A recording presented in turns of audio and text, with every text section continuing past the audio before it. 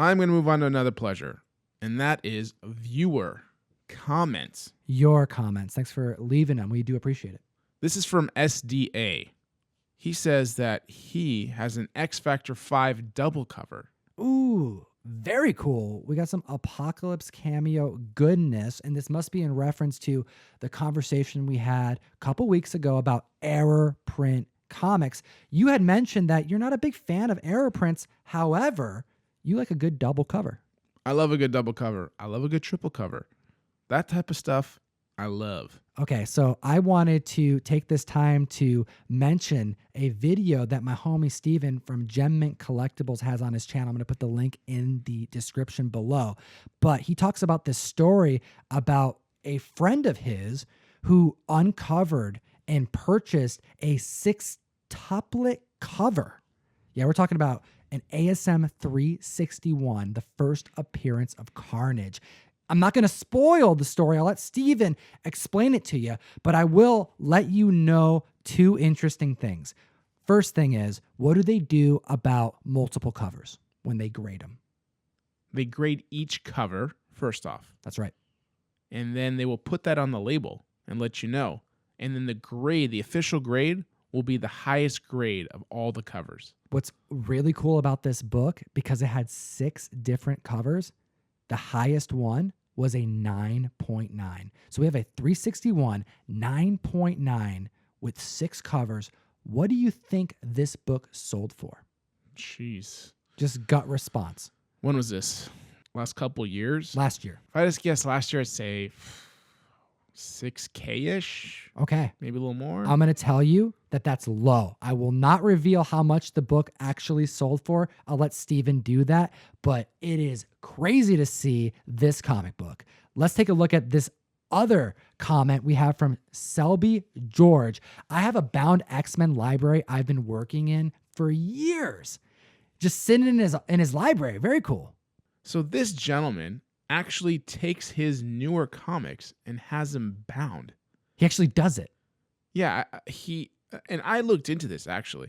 So when I first got those bound volumes were actually getting kind of hot. And I was noticing that comic runs put in a bound volume fetched quite a bit more than is the whole set together. So I literally searched the country making phone calls, and I found a place in Texas that was going to do it for like $35 or something like that. I mean, the prices ranged. Yeah. At the time, it was like $25 to $45 I could find. And that was maybe 10 years ago, give or take. Oh, wow. Okay. So I don't know if it's less or more now. I have no idea. But you can really customize your book. You know, I mean, you could go have any type of design spine you want. This gentleman has it in yellow with certain colored lettering, and he has the artist on top and the title of the book. He went all out, customized it. Yeah, and so he has a library of just books that he can just flip through at any given time. There was actually a handful of people in the comment section who were surprised to learn about bound comics. So, you know, I'm pumped to see possibly a new interest forming. Maybe some of these bound comics that weren't getting love for a long time, maybe they're going to start coming up on collectors' radar because people appreciate them. Super unique. It is unique. And I just, I had that internal battle of having books cut. Yeah. So I didn't do it. I mean, I'm not judging anybody. As to each their own. It's your book. You do whatever you want with it. If I find them, I'll keep them.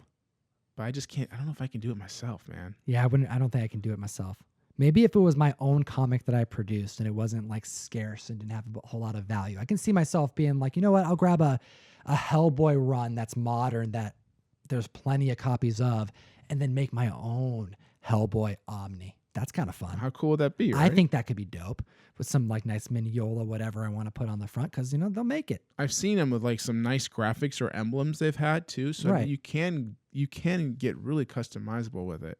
Very cool. All right, let's take a look at what Sindane TSP said.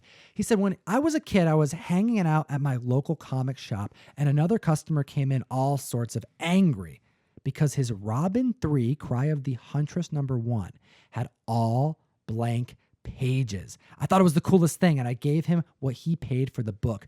I had it graded at a 7.5 back early in 2000. Not a crazy grade, but it had a crazy manufacturing error. Love these types of comments. I don't think I've ever seen a blank book. I haven't seen Blank Book, and I got to give you kudos, Sindane. You actually saw something that somebody was not happy with, okay? And you brightened his day by giving him back the cover price for this comic, and you just gained something special. I mean, that's just being smart. Yeah. So kudos to you in the hustle. I got to tell you, man, great move. Oh man, I can't imagine, the comic shop stories that are out there of just customers who are frustrated about product that is just, yeah, they shipped them from Diamond. This is what I got. Seeing an example, especially one that was over a decade old, of someone who's getting angry about a manufacturer error, where now people are like, oh, I hope it's the error. Yes, it's an error. I'm going to put it on eBay right away. Like, there's a market for this kind of stuff. People even claim like maybe the manufacturers are doing this on purpose because it does cause buzz. I like seeing these kind of like little pieces of history and collectors' taste and how it's changed over the years. Thanks for leaving the comment.